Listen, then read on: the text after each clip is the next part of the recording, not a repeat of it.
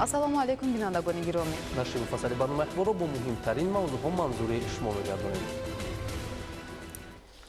27 сентябр президенти ҷумҳурии Тоҷикистон пешвои миллат муҳтарам Эмомалӣ Раҳмон бо мақсади мавриди истифода қарор додани иншооти таъиноти гуногун бо зид аз раванди корҳои сохтмонӣ дар нергоҳи барқи оби Роғун ва шиносоӣ бо фаъолияти пурсамари кормандони ин иншооти азими гидроэнергетикии аср ба шаҳри Роғун сафар намуданд.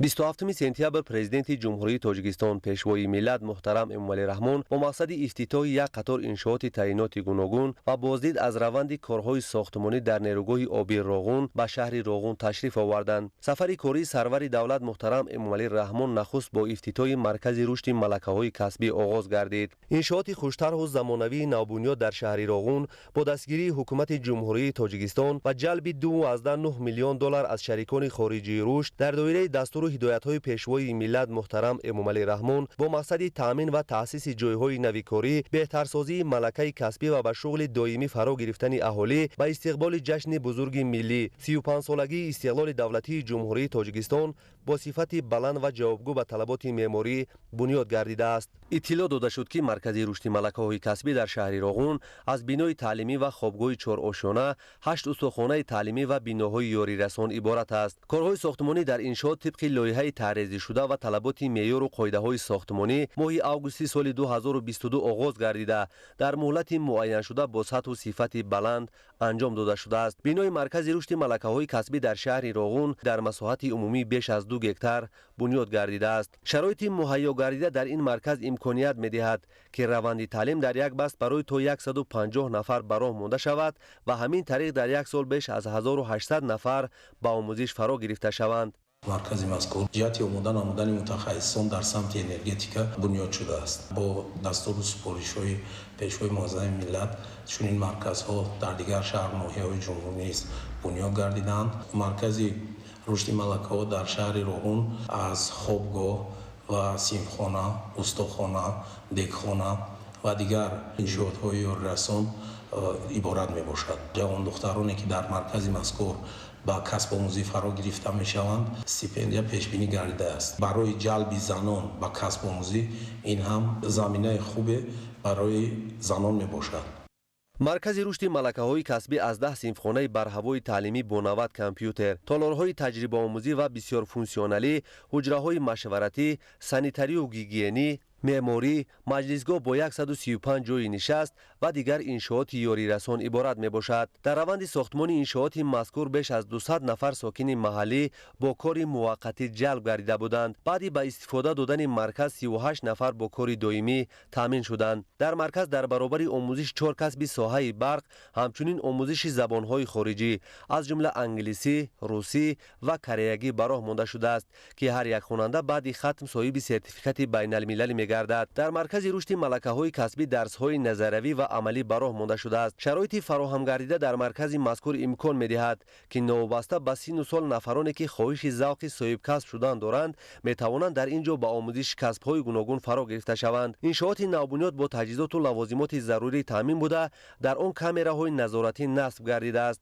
ҳамзамон дар дохили бино маркази нигоҳубини кӯдакон ва хобгоҳ бо 57 ҳуҷра ва 130 ҷойи хоб таъсис дода шудааст. барои ҳавасмандӣ ҷиҳати иштирок дар раванди таълим ба занони таълимгиранда, нигоҳубини ройгони кӯдакон ва стипендия пешбинӣ шудааст. дар марказ омӯзиши малакаҳои касбӣ дар мувофиқа бо ассотсиатсияҳои соҳавӣ муайян шудааст. барномаҳои нави таълимӣ барои давраи кӯтоҳтар нисбат ба таълими муқаррарӣ барои гурӯҳҳои эҳтиёҷманди аҳолӣ ки имкони пардохти таълим ё сарфи вақти барои барномаи технологияи иттилоотию коммуникатсионии таҳсилоти омӯзиш дар шакли рӯзона муқаррар гардидаро надоранд, пешбинӣ карда мешавад. инчунин дар саҳни бинои хуштару замонавӣ майдончаи хурд барои бозии футбол бунёд шуда, атрофи он бо гулҳои рангоранги мавсимӣ оро ёфтааст. иншооти мазкур бо системаи гармидиҳӣ пайваст буда, тамоми синфхонаҳо ва дигар ҳуҷраҳои ёрирасон дар давраи сардиҳо тавассути он пурра бо гармӣ таъмин карда мешаванд. президенти ҷумҳурии Тоҷикистон пешвои миллат муҳтарам Эмомалӣ Раҳмон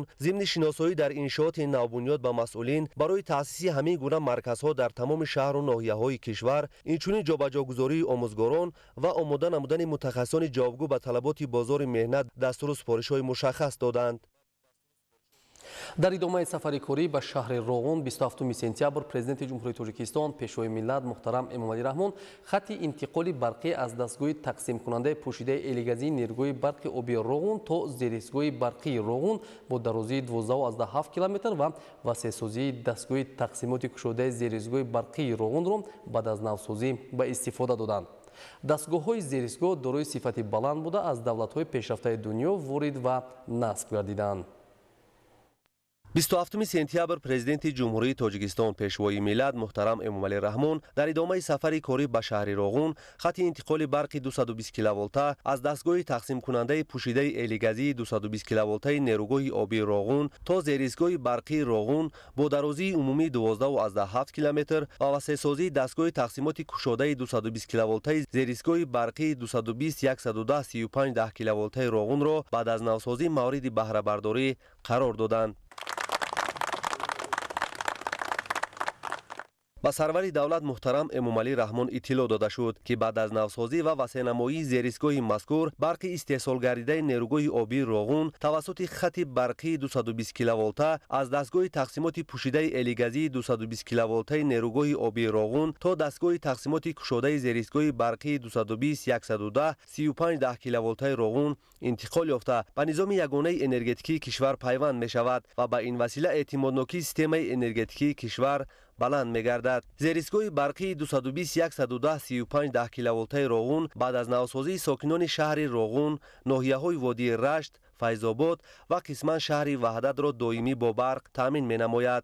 با استفاده دادن انشاءات مذکور این هم یک قدم نزدیک است رسیدن به استقلال کامل انرژتیکی.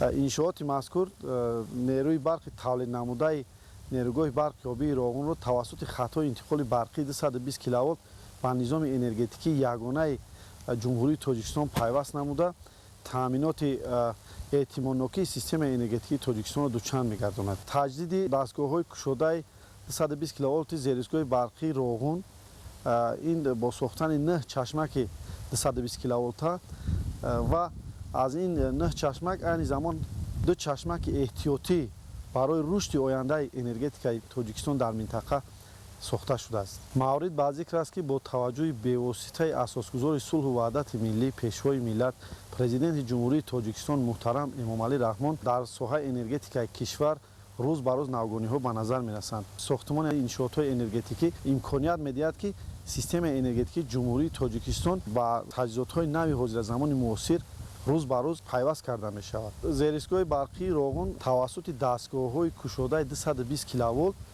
نظام انرژتیکی مملکت رو با نیروگاه برقی آبی راغون که به واسطه در آینده یکی از بزرگترین نیروگاه برقی در مملکت به حساب می رود پیوست می نماید.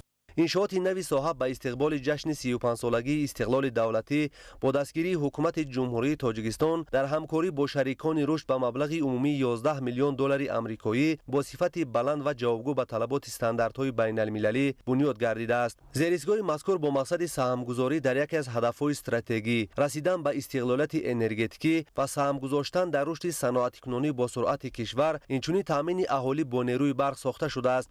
در دایره ساختمان و تجدید دو خط انتقال برقی 220 کیلوولت بین دستگاه تقسیماتی پوشیده الگازی نیروگاه برقی آبی راغون دستگاه تقسیماتی کشوده 220 کیلوولت زیرسگاه برقی راغون پورا تجدید گردید. در دایره این لایحه 9 مجموع وصلک‌های الگازی 220 کیلوولت 33 مجموع جداکنک‌های 220 کیلوولت 3 مجموع ترانسفورماتورهای شدت ایندوکسیونی 5 مجموع ترانسفورماتورهای شدت غنجایشی 9 مجموع ترانسفورماتورهای جریان 3 مجموع ترانسفورماتور جریان 110 کیلوولت اینچنین برقگیرک‌های 220 کیلوولت 10 مجموع 6 عدد لوحه‌های علاقه و 2 گروه باتری‌های اکومولاتوری نصب کرده شدند. بعد از نوسازی DTK 220 کیلوولت راغون با این دو خط برقی دیگری که با زیرسگاه برقی راغون پیوست می‌گردند اعتمادناکی خاموشی قوای برق در زیرسگاه برقی راغون را کمتر می‌گرداند. یعنی پیش با یک خط برقی 220 کیلوولت زیرسگاه برقی با برق تامین کرده میشد حاضر باشد با 3 خط برقی با برق تامین کرده می شود و هنگام صدمه خاموش شدن یک برق اعتمادیت خاموش شدن زیرسگاه برقی یعنی پورا از بین برداشته می شود. سال تا سال با زیاد شدن کارگاه و کارخانه‌های صنعتی در کشور همزمان شماره استفاده برندگان نیروی برق نیز زیاد می‌گردد. همه این را به این نوبت گرفته حکومت جمهوری تاجیکستان برای کم نمودن سرباری زیرایستگاه‌ها و به مشکل در همه فصل‌های سال تامین نمودن نیروی برق زیرایستگاه‌های نو بنیاد نموده زیرایستگاه‌های تعمیر طلب را نوسازی می‌نماید. زیرایستگاه برای تامین اهالی و کارخانه‌های صنعتی با برق پیش بینی گردیده با تجهیزات و تکنولوژی نو مجهز گردانده شده است. دستگاه‌های زیرایستگاه دارای صفتی بلند بوده از دولت‌های پیشرفته دنیا وارد و نصب گردیدند. در انشاءات نوساخت 11 نفر ساکن محلی به کار جلب شدند. کارهای ساختمانی و وصل تجهیزات برقی در انشاءات سیستم انرژتیکی ماه می سال 2022 آغاز گردیده ماه ایون سال 2024 پورا به طلبات زمان معاصر به انجام رسانیده شد. طبق لایحه در زیرایستگاه برقی 220 110 35 10 کیلوولته راغون 9 چشمک 220 کیلوولته نوسازی بینای اداره‌کنی فوری و بیناهای یاری رسان انجام داده شده است. در صحن و اطراف زیرایستگاه برقی درختان سایه افکن و آرایشی و گل‌های رنگارنگ موسمی شنانیده شده راهروهای آن پورا اسفالت پوش گردیده است. ضمن بازدید از نیروگاه آبی راغون سرور دولت محترم امامعلی رحمان را همچنین سروزیر کشور محترم قاهر رسولزاده و راهبران وزارت و اداره‌های دخلدار همراهی نمودند. 27 سپتامبر президент ҷумҳурии тоҷикистон пешвои миллат муҳтарам эмомалӣ раҳмон ва раиси маҷлиси миллии маҷлиси олии ҷумҳурии тоҷикистон раиси шаҳри душанбеи муҳтарам рустами эмомалӣ дар нергоҳи обии роғун нахуст бо ҷараёни корҳои анҷомёфта дар бинои дарвозаҳои садамавии таъмирии нақби сохтмонии қабати 4 шинос шуданд. дарвозаҳои таъмирӣ дар нергоҳҳои обӣ яке аз ҷузъҳои муҳими иншоот ба шумор рафта дар ҳолатҳои таъмир ва садама истифода мешаванд. 27 сентябр президенти ҷумҳурии тоҷикистон пешвои миллат муҳтарам эмомалӣ раҳмон ва раиси маҷлиси миллии маҷлиси олии ҷумҳурии тоҷикистон раиси шаҳри душанбе муҳтарам рустами эмомалӣ дар нерӯгоҳи обии роғун нахуст бо ҷараёни корҳои анҷомёфта дар бинои дарвозаҳои садамавии таъмирии нақби сохтмонии қабати 4 шинос шуда бо пахши тугмаи рамзӣ ба фаъолияти иншоот оғоз бахшиданд.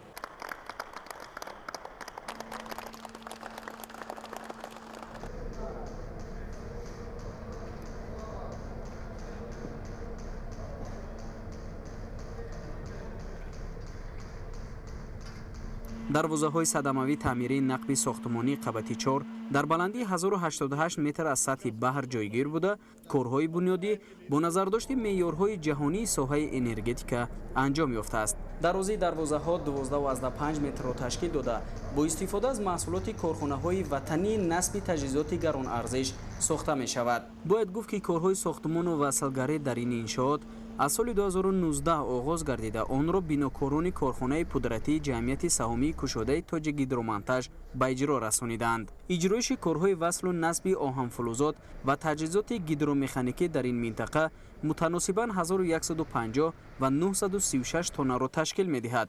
дарвозаҳои таъмирӣ дар нерӯгоҳҳои обӣ яке аз ҷузъҳои муҳими иншоот ба шумор рафта дар ҳолати таъмир ва садама истифода мешаванд. корҳои сохтмонӣ дар ин нақб аз соли 2019 оғоз ёфта то рин дам 99% онҳо ба анҷом расидааст. ҳар як маҳсулоте ки дар ин нақб дар замони сохтмон истифода шуда аз санҷиши озмоишгоҳ гузашта баъд аз он ба истифода дода шудааст. пешвои муаззами миллат зимни ташрифи худ ба ин нақб аз корҳои анҷомёфта хабардор шуданд ва ба сифати корҳо баҳои баланд гузоштанд. моро зарур аст ки аз гузашта дида саъю кӯшиши зиёдтар намоем ва корҳои ояндро боз ҳам босифаттар ва сари вақт анҷом медиҳем. пешвои миллат муҳтарам эмомалӣ раҳмон дар нерӯгоҳи обии роғун баъди боздид аз дарвозаҳои садамавии таъмирии нақби сохтмонии қабати 4 аз шохаи аин нақби мазкур дидан карданд. нақби сохтмонии қабати 4 аз шохаҳои А ва Б иборат буда вазифаи онҳо тақсим намудани ҳаҷми об ва паст кардани шиддатнокии ҷараёни он мебошад. иншоот ба истиснои баромадгоҳ 1770 метр дарозӣ дошта қутраш 15 метрро ташкил медиҳад ва иқтидори обгузаронии он 3500 метри мукаб дар як сония мебошад. барои мо бисёр боиси ифтихор ва сарфарозӣ аст ки имрӯз бунёдгузори нерӯгоҳи барқии обии роғун пешвои миллат муҳтарам эмомалӣ раҳмон бо мо мулоқот намуда ҷиҳати анҷом додани сифати корҳои боқимонда дастуру супоришҳои мушаххас доданд. пас моро зарур аст ки ҳамчун шаҳрванд ҳар як сухани пешвову роҳнамои худро сармашқи кори хеш карда дар бунёди ин иншооти азими аср саҳми худро гузорем ва ба боварӣ пешвои миллат сазовор бошем. дар минтақаи камераи дарвозаҳои шохаи А кор тибқи лоиҳа идома дошта то имрӯз корҳои бетонхобонӣ 1271 метри мукааб, корҳои кафшергарӣ 489 метр ва васлу насби варақаҳои оҳанин ба пуррагӣ ба иҷро расидааст. сарвари давлат муҳтарам Эмомалӣ Раҳмон зимни шиносоӣ бо корҳои анҷомёфта ва суҳбат бо бинокорон аз натиҷаи кор дар ин минтақа изҳори қаноатмандӣ намуда дар оянда барои саривақт ва мувофиқ ба талабот иҷро намудани корҳои боқимонда дастурҳои мушаххас доданд. маврид ба ёдоварист ки Роғун дар руди Вахш бунёд гардида бузургтарин дар силсила нерӯгоҳҳои Вахш аст ва бо иқтидори 3600 мегаватт дар Осиёи марказӣ ҳам калонтарин нерӯгоҳ маҳсуб мешавад. агрегати нахустини нерӯгоҳи обии Роғун 16 ноябри соли 2018 ва агрегати дуюми он 9 сентябри соли 2019 аз тарафи пешвои миллат муҳтарам Эмомалӣ Раҳмон ба истифода дода шуда буд. зимни боздидҳо президенти кишвар муҳтарам Эмомалӣ Раҳмон аз коргарон даъват менамоянд ки содиқонаву софдилона фаъолият намуда ҳар як кори ба зиммаашон гузошта шударо тавре анҷом диҳанд ки садсолаҳо барои миллати тоҷик хизмат намояд. ватанмон обод кунем. Номотон ҳарфҳои зарри қатъӣ навишта мешавад. аз ҳама кори савоб мекунем. шумо мушкили 10-15 миллион оянда ки 30-40 миллион аҳолии Тоҷикистона кори савоб хайр мекунем. зиндагишона сабук мекунем. ин кори савоб аст, ин кори хайр аст. барои худмон мекунем, барои набираҳомон мекунем, барои ки мекунем, барои ватанмон мекунем. муваффақият барои кор. саломат бошед. зимни боздид пешвои миллат муҳтарам Эмомалӣ Раҳмон ба сифати корҳои анҷомёфта баҳои баланд дода барои тезонидани корҳои бунёдӣ дар дигар минтақаҳои иншоот ба масъулин дастуру супоришҳои мушаххас доданд. дар ин қидаи ST4 муддати 6 моҳ мешавад ки ман кору фаъолият карда назорати сифати хатҳои кавшергариро мебарам. вазифаи ман дар ин қида аз он иборат аст ки ҳангоми оғози кори челонгарон ман қидаро пурра назорат карда сифаташро баъдам ба челонгарон иҷозати кор ва фаъолият медиҳем. барои мо боиси ифтихор аст ки имрӯз ҷаноби олӣ бо мо мулоқот доштанд ва дастуру супоришҳои мушаххас барои мо доданд. мо кӯшиш мекунем ки ба боварист пешвои миллат сазовор бошем. президенти кишвар нерӯгоҳи обии Роғунро яке аз сарчашмаҳои асосии рушди иқтисоди миллӣ ва таъмини зиндагии шоистаи сокинони кишвар номида пурра ба фаъолият пардохтани онро барои давлату миллати тоҷик дастоварди бузурги таърихӣ арзёбӣ намуданд. бунёдгузори Кохи Нур сарвари давлат муҳтарам Эмомалӣ Раҳмон зимни суҳбат бо бинокорон барои иҷрои рисолати шаҳрвандӣ ва саҳм гузоштан дар бунёди иншооти аср нерӯгоҳи обии Роғун ба онҳо изҳори миннатдорӣ намуда таъкид доштанд ки номи ҳар яки онҳо дар саҳифаҳои таърих бо ҳарфҳои заррин сабт мегардад ва барои ояндагон намунаи ибрат хоҳанд шуд. зимни боздид аз нерӯгоҳи обии Роғун сарвари давлат муҳтарам Эмомалӣ Раҳмонро ҳамчунин сарвазири кишвар муҳтарам Қоҳир Расулзода ва роҳбарони вазорату идораҳои дахлдор ҳамроҳӣ намуданд. 27 сентябр президенти ҷумҳурии Тоҷикистон пешвои миллат муҳтарам Эмомалӣ Раҳмон ва раиси маҷлиси миллии маҷлиси олии ҷумҳурии Тоҷикистон раиси шаҳри Душанбе муҳтарам Рустам Эмомалӣ бо рафти корҳои сохтмонӣ дар сарбанди нерӯгоҳи барқи обии Роғун шинос шуданд.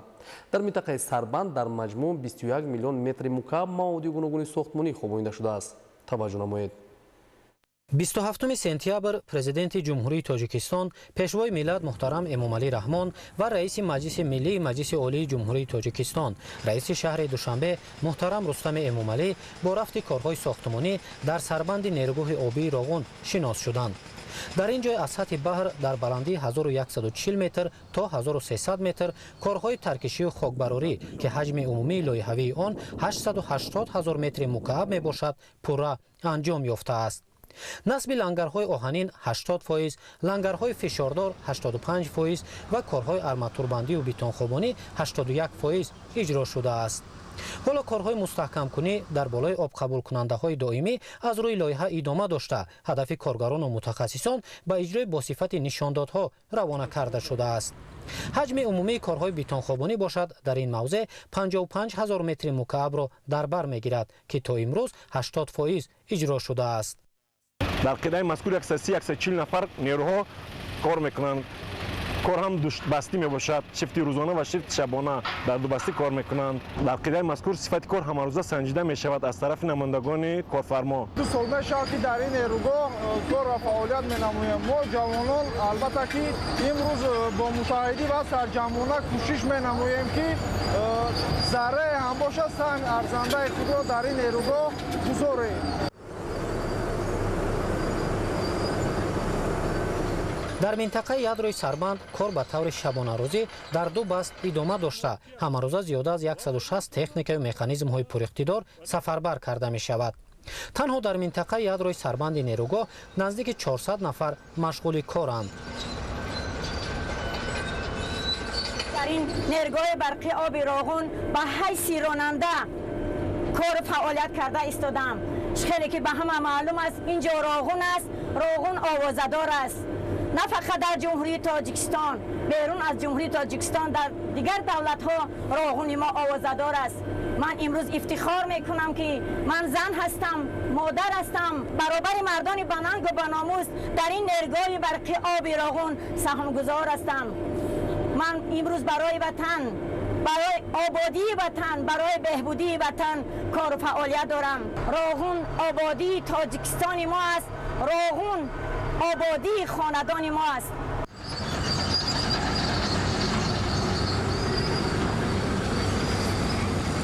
дар ядрои Сарбанди нерӯгоҳ 6 намуди маводи асосии сохтмонӣ мувофиқи технология қабат ба қабат хобонида шуда ҳамарӯза сифати кор санҷида мешавад.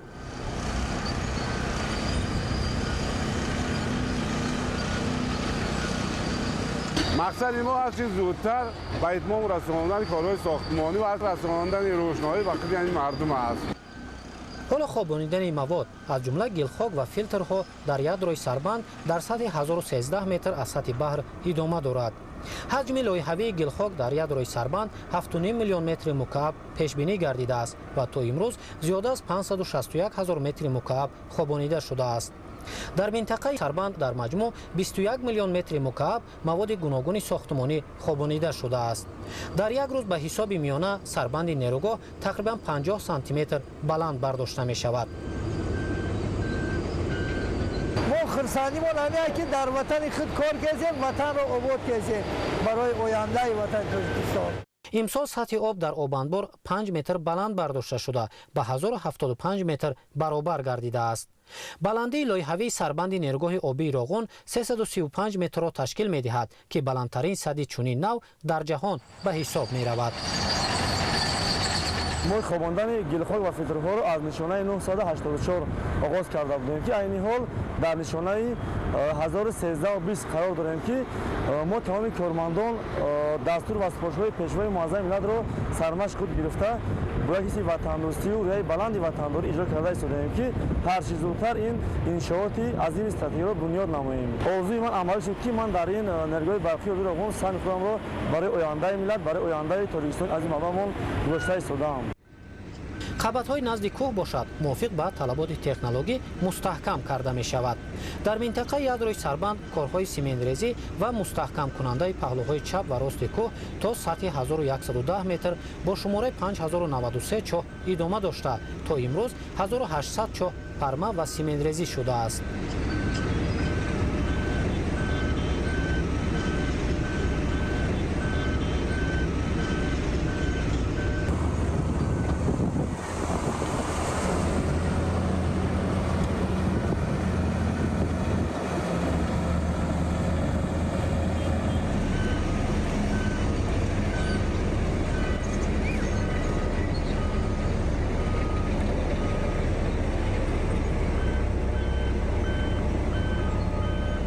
мо айни замон дар минтақаи асосии ядрои қитъаи Сарбанд қарор дорем ки дар ин ҷо асосан корҳои тозакунонии тарафҳои чап ва рости қитъаи Сарбанд аз сангрезаҳо ва шинонидани ҷинсҳои кӯҳӣ интихобшудае ки аз санҷиш гузаронида шудаанд машғул ҳастем. ман миннатдории худро ба президенти ҷумҳурии Тоҷикистон, асосгузори сулҳу ваҳдат муҳтарам Эмомалӣ Раҳмон мерасонам ки ба мо чунин имкониятҳо фароҳам намуданд ки мо рафта дар давлатҳои бегона хонда соҳиби касбу ҳунар гашта омада дар ватани азизи худамон бо маоши қаноатбахш кор ва фаъолият намоем. дар ин минтақа мо бо ҳама техника ва лавозимотҳои баландиқдидори ҷаҳонӣ таъмин карда шудаем. ҳамарӯза кор бо сатҳи олӣ пеш рафта истодааст ва мо ифтихор аз он мекунем ки дар ин иншооти бузурги аср кор ва фаъолият менамоем. пешвои миллат муҳтарам Эмомалӣ Раҳмон ҳамзамон аз ҷараёни фаъолияти хатти канверии нерӯгоҳи обии Роғун шинос шуданд. дар қидаҳои муайяни нерӯгоҳи обии Роғун барои анҷоми босифати корҳои сохтмонӣ иншооти алоҳида бунёд шудааст ки хатти канверӣ аз ҷумлаи онҳо мебошад. дар маҷмӯъ дар ин қидаи сохтмонӣ 70 нафар дар ду баст фаъолият намуда барои анҷоми корҳои сохтмонӣ беш аз 30 техника ҷалб карда шудааст. дар марҳилаи аввал ашёи хом дар конҳо ва қидаҳои муайяни иншоот тавассути техника ва таҷҳизоти пуриқтидор коркард мешавад. тӯли 5 моҳ аст ки кор ва фаъолият дорам ва мо шукронат аз он мекунем ки ба мо ҷои кор таъмин карданд. бо истифода аз чунин технологияи замонавӣ коргарони муҳандисию техникӣ метавонанд ки дар як соат то 3500 тонна маҳсулотро омода ва ба воситаи хатти канверӣ ба сарбанди нерӯгоҳ интиқол диҳанд. таъкид гардид ки ду қисмати борфарории хатти канверӣ дар биёфи поёнии сарбанд дар сатҳи 1090 метр ҷойгир аст. маҳсулоти сохтмонӣ ба воситаи хатти канверӣ то биёфи поёнӣ интиқол дода шуда ба воситаи мошинҳои боркаш дар қидаҳои сарбанд хобонида мешавад. тӯли 15 сол аст ки мо дар ин нерӯгоҳи бузург кор ва фаъолият мекунем. дар назди хатти канверӣ қарор дорем ки мавод кашонида мешавад. иқтидори ин дар як соат 3500 тонна истеҳсол карда ба мавзеъҳои сохтмони зонаҳои 4 интиқол дода мешавад. сарвари давлат муҳтарам Эмомалӣ Раҳмон зимни шиносоӣ бо ҷараёни корҳо дар сарбанди нерӯгоҳ таваҷҷӯҳи коргарону мутахассисонро ба иҷрои босифати сохтмон, риояи талаботи лоиҳавӣ, босифат ба анҷом расонидани кор ва тезонидани раванди сохтмон ҷалб намуданд. зимни боздид аз нерӯгоҳи обии Роғун сарвари давлат муҳтарам Эмомалӣ Раҳмонро ҳамчунин сарвазири кишвар муҳтарам Қоҳир Расулзода ва роҳбарони вазороти идораҳои дахлдор ҳамроҳӣ намуданд.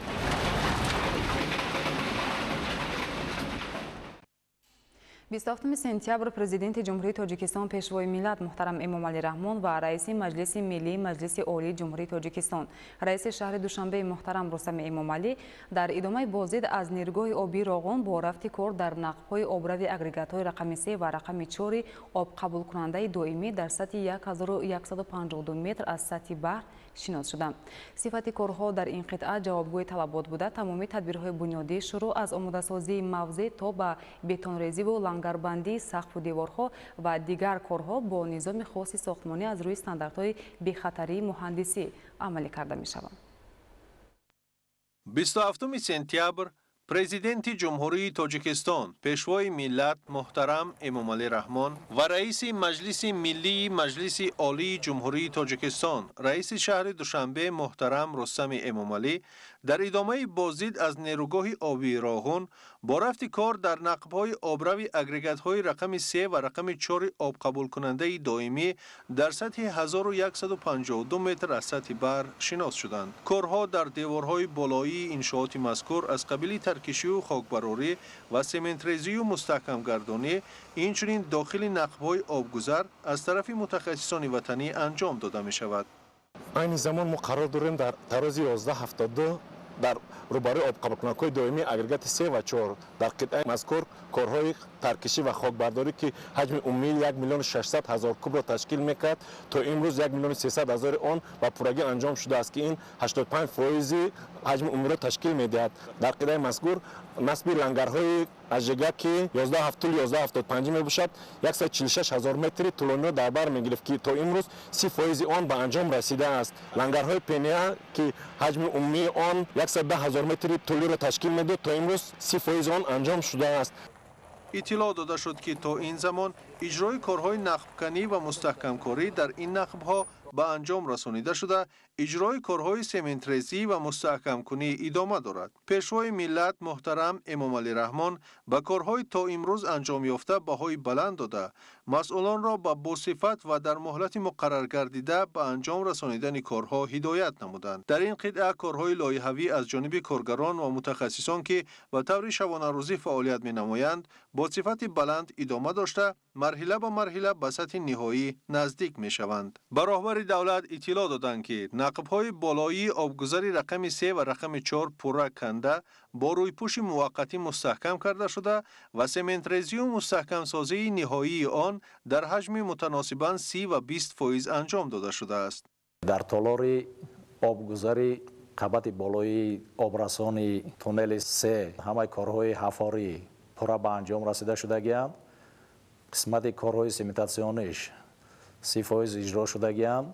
дарозии тӯли қисмати болои обрасон 209 метрро ташкил мекунад. туннели обрасони қабати агрегати сеюм 214 метр тӯлаш аст. дар он қисмат ҳам ҳамаи корҳои ҳафорӣ пурра анҷом шудагианд. корҳои сементатсиониш айни ҳол давом доранд. нақби болои обрасони қабати 3 ва 4 дар қисмате ки мо ҳозир ҳузур дорем, ин барои обрасонии агрегатҳои 3 ва 4 лозиманд. об аз обанбор бо вуруди ин нақбҳо ва агрегатҳо ворид шуда чархро ба кор андохта барқе ки барои мардуми тоҷик лозим аст истеҳсол шуда ба шабакаҳои чӣ ворид мешавад. мутахассисону коргарон бо дилгармӣ дар иншооти мазкур пайи меҳнати созанда буда талош менамоянд то корҳои ба уҳда доштаашонро бо сифати баланд ва дар вақтҳои муқаррар гардида анҷом диҳанд. пешвои миллат муҳтарам эмомалӣ раҳмон бо назардошти ҳаётан муҳим будани бунёди нерӯгоҳи обии Роғун дар пешрафти Тоҷикистони соҳибистиқлол кормандонро ба масъулиятшиносӣ ва фаъолияти босифат дар ин иншооти аср ҳидоят намуданд. дар идома пешвои миллат муҳтарам эмомалӣ раҳмон аз рафти корҳо дар обқабулкунакҳои доимии сатҳи 1300 метр аз сатҳи баҳр дидан намуданд. тавре гуфта шуд, сифати корҳо дар ин қитъа ҷавобгӯи талабот буда тамоми тадбирҳои бунёдӣ шурӯъ аз омодасозии мавзеъ то ба бетонрезию лангарбандии сақфу деворҳо ва дигар корҳо бо низоми хоси сохтмонӣ аз рӯи стандартҳои бехатарии муҳандисӣ амалӣ карда мешаванд. айни замон дар иншооти қабулкунакҳои доимӣ қарор дорем ки маҷмӯи асосӣ ба 4 зона тақсим мешавад. зонаи A, зонаи B, зонаи C, зонаи D мебошад. дар зонаи D бошад корҳои хокию таркишӣ зиёда аз 1 миллион 800 ҳазор куб тибқи лоиҳа ба анҷом расидааст.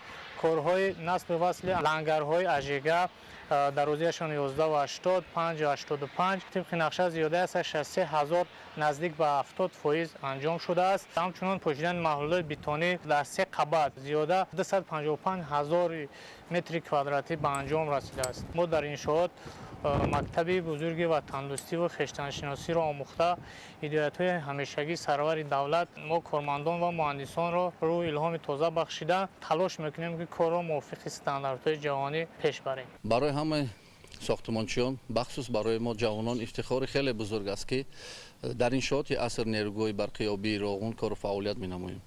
мо сохтмончиён шабу рӯз талош менамоем ки раванди корҳои бунёдӣ дар ин иншооти бузургро вусъат бахшем. зеро бунёди Роғун як қадами устувору муассир дар рушди ҳамаи бахшҳои давлатдории миллати бузурги тоҷик аст ва ин метавонад зиндагии шаҳрвандони моро ба маротиб беҳтару хубтар намояд. аз ин лиҳоз бунёдгарони кохи нур, хусусан мо кормандони заводи таҷрибавию механикии шаҳри Норак сифати хуби корҳоро дар навбати аввал гузоштаем.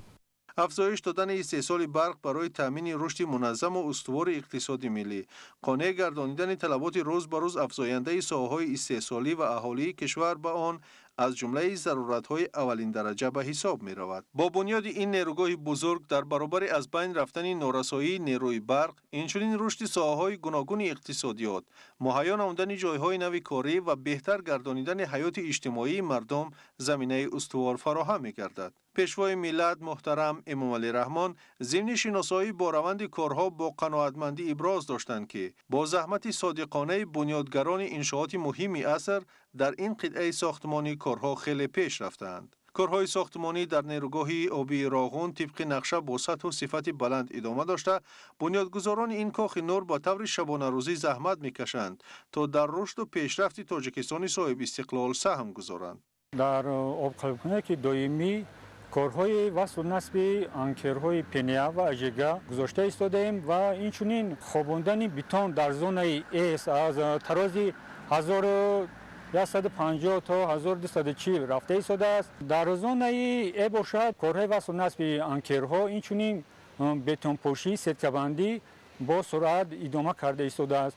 президенти ҷумҳурии тоҷикистон муҳтарам эмомалӣ раҳмон ҳамчунин ҷараёни кор дар шахтаҳои амудии дарвозаҳои обқабулкунандаи доимӣ ки дар баландии 1290 метр аз сатҳи барқ қарор доранд мушоҳида намуданд. дар ин ҷо ҳамчунин ба пешвои миллат корҳои бетонхобунӣ дар ин шахтаҳо ки тавассути дастгоҳи махсус ба роҳ монда мешавад муаррифӣ карда шуд. аз ҷумла иттилоъ дода шуд ки дар шахтаҳои амудӣ корҳо бо суръат ҷараён дошта дар сохтмон маҳсулоти босифат истифода мешавад. мавриди таъкид аст ки бо иродаи қавӣ ва сиёсати дурандешонаи пешвои миллат муҳтарам эмомалӣ раҳмон корҳои сохтмонӣ дар нерӯгоҳи обии Роғун идома дошта мутахассисону кормандон барои саҳм гузоштан ба ояндаи дурахшони ватани соҳибистиқлол ва расидан ба яке аз ҳадафҳои стратегии ҳукумати ҷумҳурии Тоҷикистон истиқлоли энергетикӣ дилгармона талош менамоянд. зимни бозид аз нерӯгоҳи обии Роғун сарвари давлат муҳтарам эмомалӣ раҳмонро ҳамчунин сарвазири кишвар муҳтарам Қоҳир Расулзода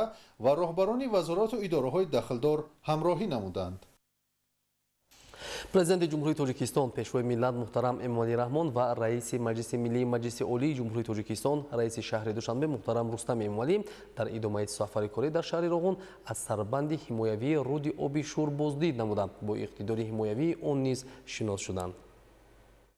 27 сентябр президенти ҷумҳурии тоҷикистон пешвои миллат муҳтарам Эмомалӣ раҳмон ва раиси маҷлиси миллии маҷлиси олии ҷумҳурии тоҷикистон раиси шаҳри душанбе муҳтарам Рустами Эмомалӣ дар майдончаи назоратии руди оби шӯри нерӯгоҳи обии Роғун бо ҷараёни корҳои тозакунии сангу шағал дар сарбанди ҳимоявӣ шинос шуданд.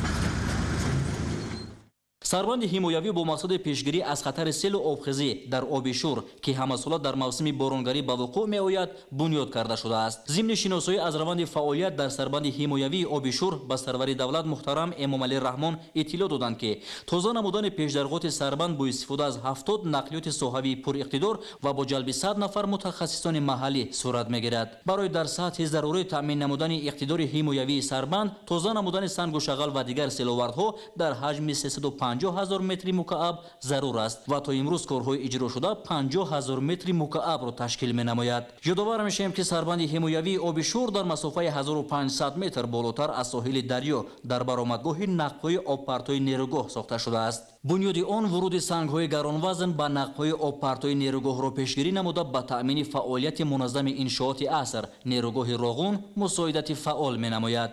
дар ҳамин ҷо ба пешвои миллат муҳтарам Эмомалӣ раҳмон иттилоъ дода шуд ки бо мақсади бунёди иншооти нави ҳимоявӣ дар шохобҳои болоии оби шӯр мутахассисон корҳои омӯзиширо оғоз хоҳанд кард. дар сурати анҷоми корҳои таҳқиқотӣ ва муайян намудани минтақаҳои мувофиқ аз ҷониби ширкатҳои ватанӣ сохтмони иншооти иловагии ҳимоявӣ оғоз мегардад. сарвари давлат муҳтарам Эмомалӣ раҳмон масъулинро барои гузаронидани омӯзишҳои дақиқ вазифадор карда аз ҷумла таъкид доштанд ки иҷрои босифати корҳо дар ҳама мавзеъҳои нерӯгоҳ касбият масъулият ва садоқати воқеӣ ба миллату давлатро собит мекунад.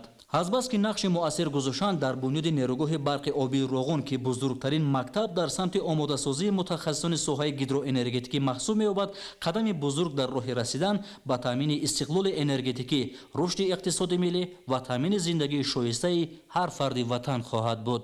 зимни бозид аз нерӯгоҳи обии Роғун сарвари давлат муҳтарам Эмомалӣ раҳмонро ҳамчунин сарвазири кишвар муҳтарам Қоҳир Расулзода ва роҳбарони вазорату идораҳои дахлдор ҳамроҳӣ намуданд. ضمن سفر کاری به نیروگاه آبی راغون پرزیدنت جمهوری تاجیکستان پیشوای ملت محترم امامعلی رحمان از کون رقم 17 نیروگاه دیدن نمودند. کون رقم 17 در 4 قطعه مواد گلخاک را با مقصد مستحکم و آبناگذار نمودن یادروی سربند کارکرد می‌نماید.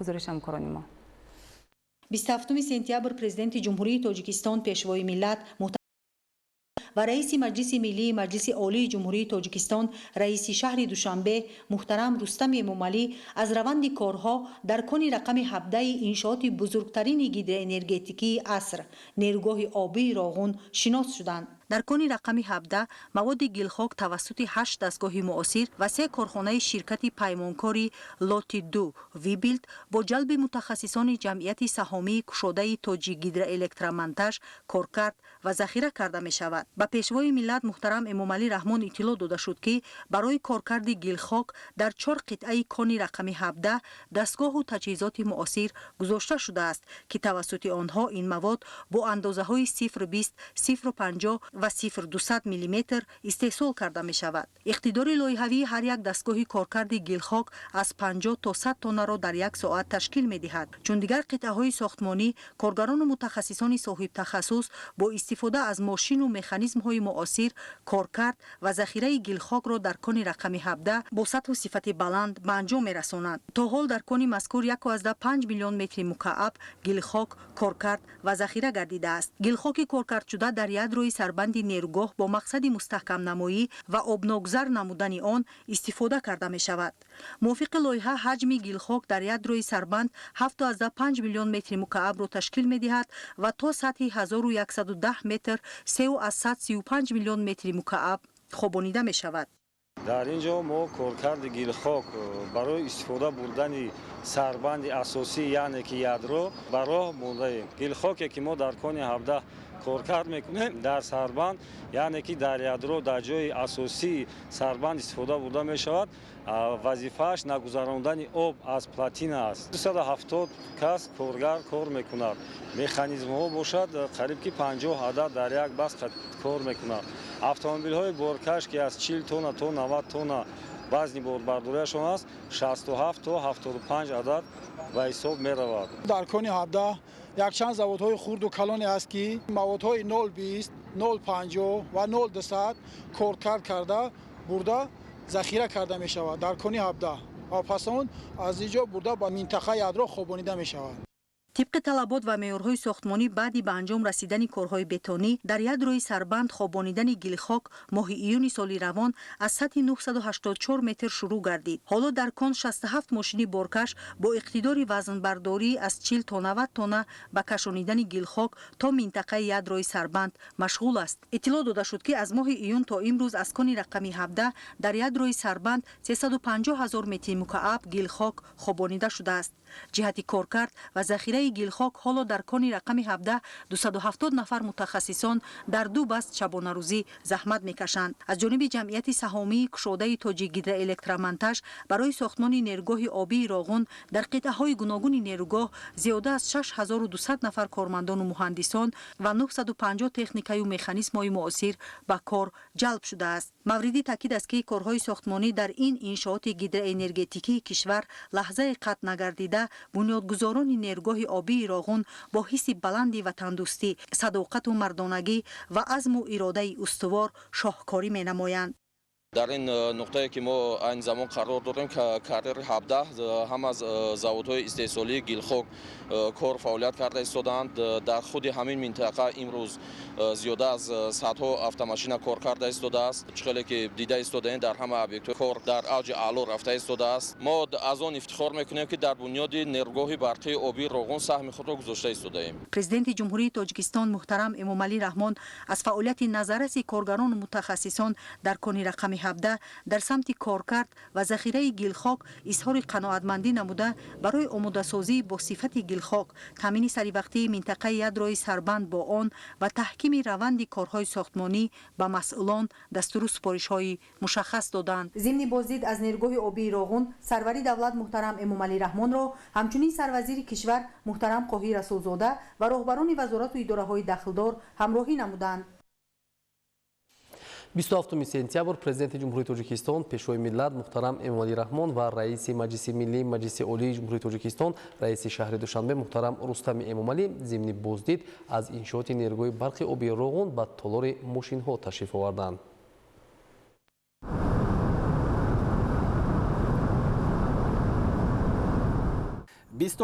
сентябр президенти ҷумҳурии тоҷикистон пешвои миллат محترم امامعلی رحمان و رئیس مجلس ملی مجلس عالی جمهوری تاجیکستان رئیس شهر دوشنبه محترم رستم امامعلی ضمن بازدید از انشاءات نیروگاه برق آبی راغون به تالار ماشین ها تشریف آوردند.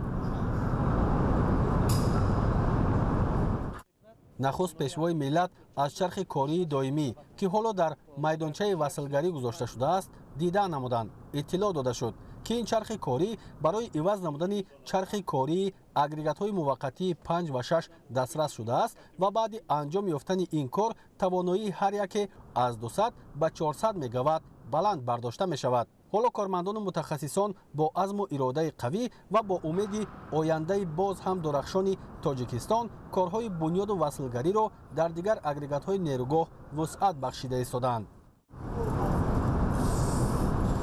мо дар дили нерӯгоҳ қарор дорем, дар толори мошинҳо қарор дорем.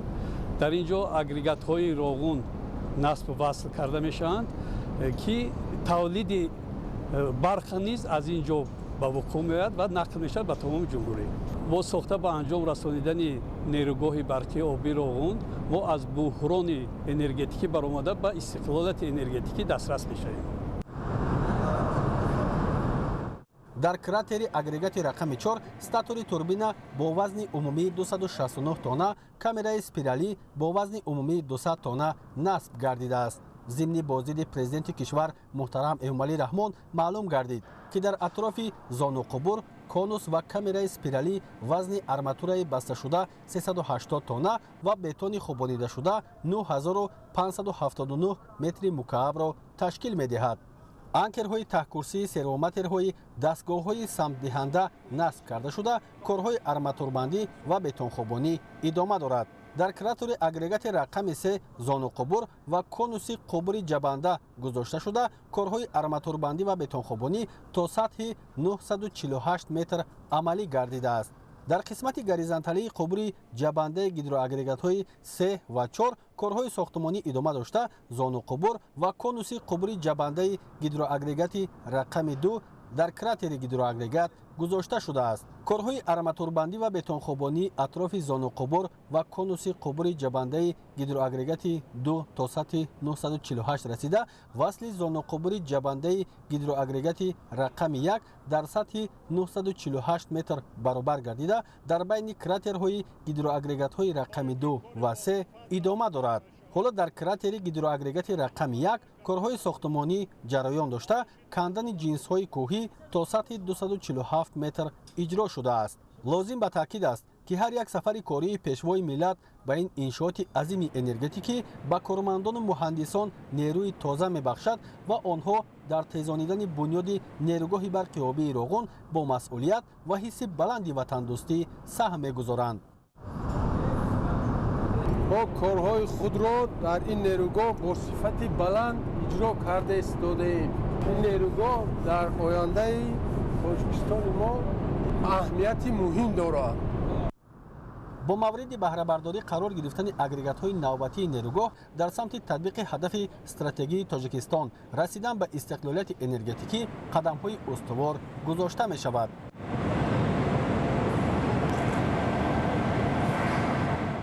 дар ин ҷо ба пешвои миллат доир ба фаъолияти ду агрегати нахустини нерӯгоҳ маълумот дода шуд. тибқи иттилоъ агрегатҳои 5 ва 6 аз ибтидои фаъолият то ин ҷониб 7.6 миллиард киловатт-соат нерӯи барқи аз лиҳози экологӣ тоза истеҳсол ва ба системаи энергетикии кишвар интиқол додаанд.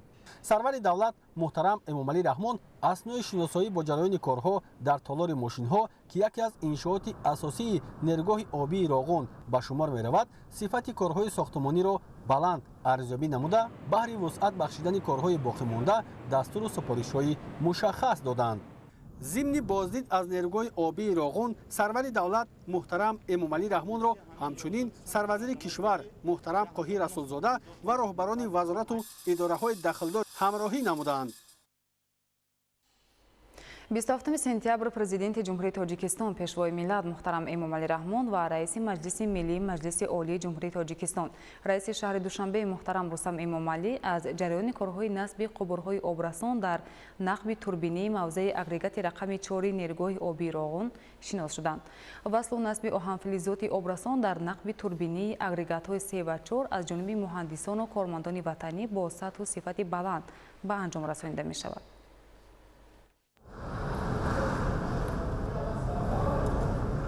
27 сентябр президенти ҷумҳурии Тоҷикистон пешвои миллат محترم امامعلی رحمان و رئیس مجلس ملی مجلس عالی جمهوری تاجیکستان رئیس شهر دوشنبه محترم رستم امامعلی از جریان کارهای نصب قبره‌های آبرسان در نقب توربینی موضع اگریگات رقم 4 نیروگاه برق آبی راغون شناس شدند.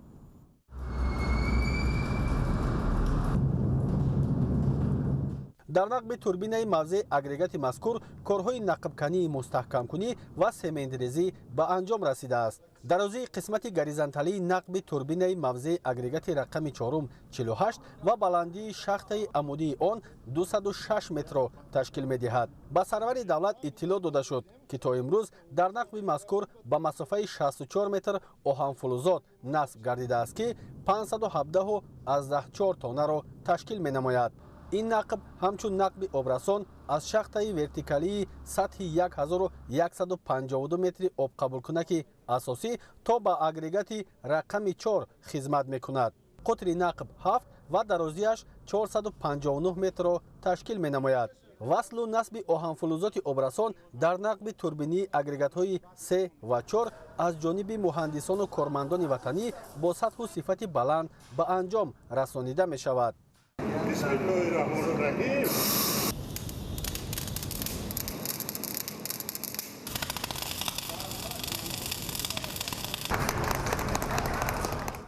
حالا در نقب توربینی رقم 3 قسمت آهن فلزات برای وصل و نصب آماده گردیده درازی آن 16 متر و وزن عمومیش 141 تانه را در بر میگیرد.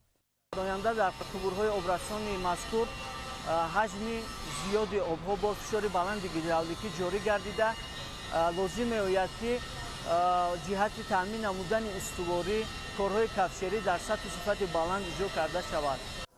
لازم به یادآوری است که نیروگاه برق آبی راغون برای جمهوری تاجیکستان اهمیت استراتژیکی داشته در رشد اقتصاد ملی و باز هم بلند گردیدن سطح و صفت زندگی مردم سهمی بزرگ می‌گذارد. ضمن شناسایی با رفت کارهای ساختمانی در نقب مذکور پرزیدنت جمهوری تاجیکستان محترم امامعلی رحمان به مهندسان و کارمندان جهت سری وقت و با صفت بلند انجام دادن کارهای باقی مانده سپارش‌های مشخص دادند.